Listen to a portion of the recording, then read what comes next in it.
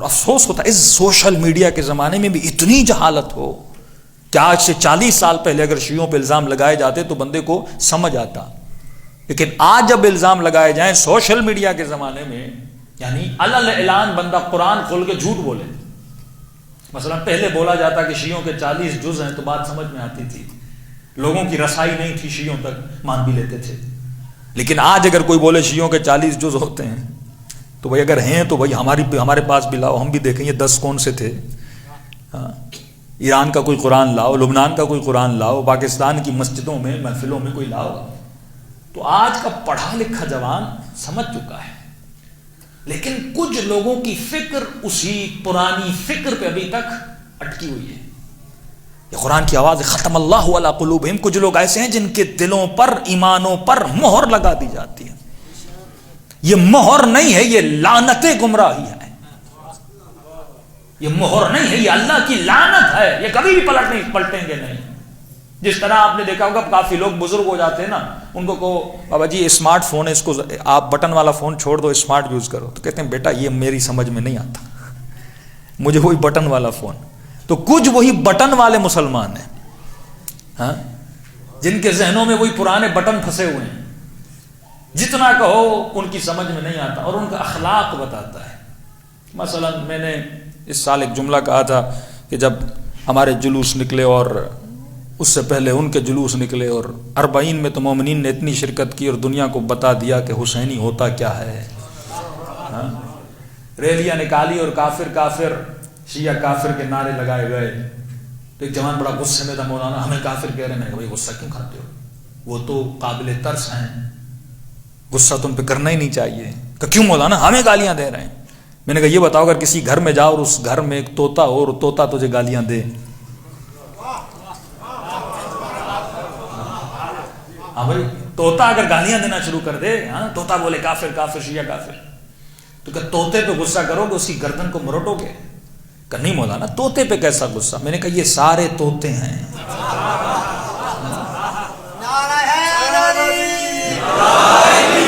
عقل نام شعور نام کی چیز ہے ہی نہیں. یا ہم تمہاری کتاب کا تمہیں حوالہ سناتے ہیں، تم ہمیں گالی سناتے ہو. تو یہ گالی مجھے تو نہیں دے رہے، تم لکھنے والے کو دے رہے ہو نا. پڑھو نا صحیح مسلم، پڑھو نا صحیح بخاری، پڑھو نا تفسیر کبیر، پڑھو نا آلوسی کو. ہم تو آپ کو آپ کا حوالہ سناتے اور آپ گالیاں دیتے ہو. دلیل ہے تو دلیل دو، گالی کیوں دیتے ہو؟ کہ وہاں فرماتے ہیں جہاں دلیل ختم ہو جاتی ہے بندہ وہاں گالی دیتا ہے. اور فرمایا علی والو تم کبھی بھی گالی نہ دینا کیونکہ تیرے پاس دلیلیں ہی اتنی ہیں، تمہاری پیٹھ دلیلوں سے مضبوط ہے. مسلمان مر جائے گا، تمہارے پاس دلیلیں اتنی ہیں، تمہاری دلیلوں کا جواب نہیں دے سکتا. تو طوطے پہ کیسا غصہ. میں نے کہا جتنے کہہ رہے نا کافر کافر، جو سارے طوطے ہیں بندے خدا. یہ اپنے مدرسوں میں طوطے بناتے ہیں، طوطا پروری ہوتی ہے، یہ شعور نہیں دیتے، فہم نہیں دیتے. اور کراچی میں جب کانفرنس ہوئی اس پہ میں نے گفتگو کی تو ایک مولوی آج کر بہت بول رہا ہے ان کا، بار بار کہتا ہے میں ایران گیا ہوں، میں ایران گیا ہوں. جس آپ کو یاد ہوگا 2005 میں آپ کی طرف سے ایران گیا، عالمی مقابلے میں 6 میں بھی گیا ہوں، سب کو سبحان اللہ گیا ہوں، میں ایران گیا ہوں. بھائی ایک بار میں تجھے لے کر جاؤں. ابن زیاد حسین کے کپڑے پہن لے، حسین نہیں بنتا.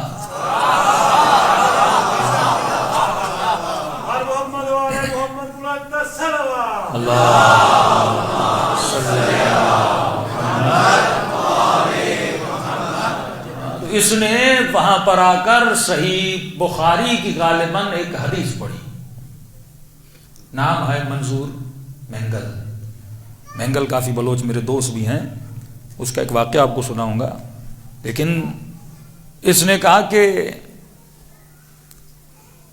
بخاری کی حدیث ہے کہ رسول خدا نے فرمایا کہ جس نے اپنے مسلم بھائی کو کافر کہا، ایک آدمی عام کسی چرسی اور نشے والے آدمی کی تکفیر کرے وہ کافر بنتا ہے. کوئی چاہے شیخ الحدیث ہے، اس کی داڑھی ناف تک پہنچے، اس سے کوئی فرق نہیں پڑے گا. کوئی آدمی کسی عام چرسی اور کسی عام آدمی کی تکفیر کرے وہ پکا کافر ہوگا. مولوی کو احتیاط سے قدم رکھنا ہے. لیکن یہ کفر اسی کی طرف پلٹتا ہے. اب حدیث خود پڑھ رہا ہے، دیکھو اللہ سچ بھی منہ سے بلواتا ہے. یہ مسلمان سنے بھائی، تیرا عالم خود آ کے اسٹیج پہ حدیث پڑھا کہ رسول نے فرمایا جو اپنے مسلم بھائی کو کافر کہے وہ کفر اسی کی طرف پلٹتا ہے. تو اس نے کہا اب تمہارے پاس دو راستے ہیں جنہوں نے، اب اس نے بڑوں کے نام لینا شروع کیے، اشرف علی تھانوی فلاں فلاں. ہمارے اکابرین حضرت اقدس حکیم الامت اشرف علی تھانوی رحمۃ اللہ علیہ کتنے نرم انسان ہے. امداد الفتاوی کھول کر کے دیکھیں، انہوں نے ان کی تکفیر کی ہے. لیکن فلاں فلاں فلاں فلاں فلاں نے شیعوں کو کافر کہا کہ اگر ان کی بات نہیں مانو گے تو پھر ان کو کافر ماننا پڑے گا. اب دو باتیں ہیں، اگر یہ کافر ہے تو پکی بات ہے کافر ہے، اور اگر اکابرین نے غلط تکفیر کی ہے تو اکابر کافر بن جائیں گے. آپ کی مرضی. یہ بخاری کی روایت میں نے آپ کو بتائی. وہ محمد علی مرزا کا مشہور جملہ ہے نا کہ بابوں کی کتابوں کا خدا اور ہے. ہاں، تو یہ اپنے ان بابوں کو بچانا چاہ رہے ہیں کہ جنہوں نے شیعوں کو کافر کہا اگر تم آج شیعہ کو کافر نہیں مانو گے تو اس حدیث کے مطابق وہ سارے کافر ہو جائیں گے. بھائی آسمان کی طرف اور چاند کی طرف دیکھ کر تو کتنا بھی تھوکے گا، تھوک اپنے ہی چہرے پر آ کر گرتی ہے. مسلم کون ہوتا ہے؟ تمہارے 3 اصول دین، ہمارے 5 اصول دین. مسلمان اسے کہتے ہیں جو توحید کو مانے، نبوت کو مانے، قیامت کو مانے. شیعہ تو تینوں کو مانتے ہیں، توحید کو بھی مانے، نبوت کو بھی مانے. ایک حدیث نبی خدا کی لا کر دکھا، اگر اصحاب میں سے کوئی کسی صحابی کو نہیں بھی مانتا وہ کافر ہو جاتا ہے. ایک حدیث ہمیں لا کر دکھا، اگر اصحاب میں سے کوئی کسی صحابی کو برا بھلا کہتا ہے یا نہیں مانتا یا فور ایگزامپل اس صحابی کو گالی دیتا ہے، وہ دائرہ اسلام سے نکل جاتا ہے. اگر یہی اصول تو نے بنایا تو پھر کئی اصحاب کو تمہیں دائرہ اسلام سے نکالنا پڑے گا. پھر بتانا پڑے گا کہ عمار کو جس نے مارا اس کا کیا ہوگا، حجر ابن عدی کو جس نے مارا اس کا کیا ہوگا، 70,000 ممبروں سے علی کو جس نے گالیاں دی اس کے ایمان کا کیا ہوگا. تو اپنی بات اپنے منہ پہ آ کے ان کے گرتی ہے. اور ابھی اس نے ایک نئی بات کی کہ شیعوں کو قرآن پڑھنا نہیں آتا. سمجھے، شیعوں کا حافظہ نہیں ہوتا، ان کو قرآن بھی یاد نہیں ہے. سمجھے، ان کو الحمد شریف بھی ان کے بڑے مجتہد، ان کو کما کو یاد نہیں ہے. اللہ پاک نے ان سے یادداشت اللہ نے ان سے نکالی ہے. ان کے پاس حافظ قرآن نہیں ہوتے. حالانکہ مصر کے بعد سب سے بڑا جو قرآن کا مقابلہ ہوتا ہے اب ہر سال وہ ایران میں ہوتا ہے. تاریخ اسلام میں تم نے بھی 4 سالہ حافظ نہیں دیا ہوگا، شیعوں نے 4 سالہ حافظ دیا تھا. تمہاری لینگویج بھی عربی نہیں ہے. جو عراق کے شیعہ ہیں انہیں عربی پڑھنا نہیں آتی، جو لبنان کے شیعہ ہیں انہیں عربی پڑھنا نہیں. ارے یہ سوشل میڈیا کا زمانہ ہے، اور سما ٹی وی پر تو ہمارے بچے آئے اور انہوں نے قرآن پڑھا. اچھا، اب میں اگر اس میں سے آپ کو کوئی آیت پڑھوں تو آپ مجھے اس کا سورہ کا نام بتائیں گے؟ بچے بتا دیں گے؟ چلیں جی پڑھیں جی. بسم اللہ الرحمن الرحیم. لِسَعْيِهَا رَاضِيَةٌ. کون بتائے گا؟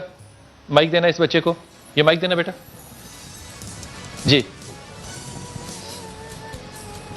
سورہ مبارکۃ الغاشیہ. پاس کر کے بیٹا. سورہ مبارکۃ الغاشیہ. صحیح، ٹھیک ہو گیا. بالکل سورہ غاشیہ. ماشاء اللہ ماشاء اللہ ماشاء اللہ. اس سے اگلی آیت کون پڑھے گا؟ اس سے اگلی کون پڑھے گا؟ جی مائک دیجیے بچے کو. ساتھ پڑھیے بیٹا، آپ پڑھیے، آپ لیجیے. اعوذ باللہ من الشیطان الرجیم. بسم اللہ الرحمن الرحیم.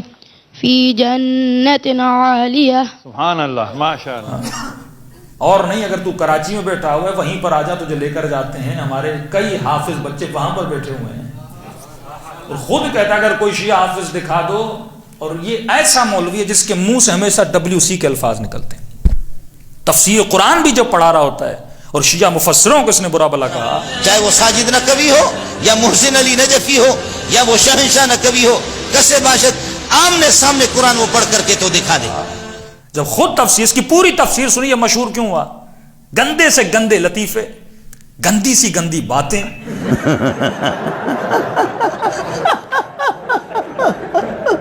کسی نے سولوشن ڈالا ہوا ہے یا کیا؟ اور شیعہ مولویوں کو برا بلا کہنا، حالانکہ میں نے تو اس کا نام منظور مینڈک رکھا ہے. اپنی شکل مینڈک جیسی ہے. کیوں؟ کیونکہ مینڈک جب کنویں میں ہوتا ہے نا وہ باہر کی دنیا کو نہیں دیکھ پاتا. وہ سمجھتا ہے جو میں نے سیکھا وہی جو مجھے آتا ہے وہی ہے. لیکن جب وہ بندہ کنویں سے باہر نکلے پھر تجھے گلی گلی میں شیعہ حافظ قرآن بھی نظر آئے گا. ہے سورہ ہود کی آیت نمبر 122 پر موجود. آپ یعنی یہ کون سے پارے میں موجود ہے اور صفحہ نمبر بھی بتائیں کہ کون سے صفحے پہ سورہ ہود کی یہ آیت موجود ہے 122. ٹھیک ہے, یہ 12واں پارہ ہے اور پیج نمبر ہے یہ 235. 12 پارے کا 14واں پیج اور سورہ ہود ہے یہ. بالکل جواب درست ہے ماشاءاللہ. آپ نہیں آتا تو کراچی میں ہم تمہیں لے کر جاتے ہیں, وہاں حافظین قرآن ہیں اور اتنے اس نے عجیب لفظ استعمال کیا, عجیب لفظ اپنی توہین کے لیے. اگر کوئی شیعہ حافظ قرآن مل جائے تو کہہ رہا میرے منہ پہ آ کے پیشاب کرنا. عجیب آدمی خود کو گالی دے رہا ہے.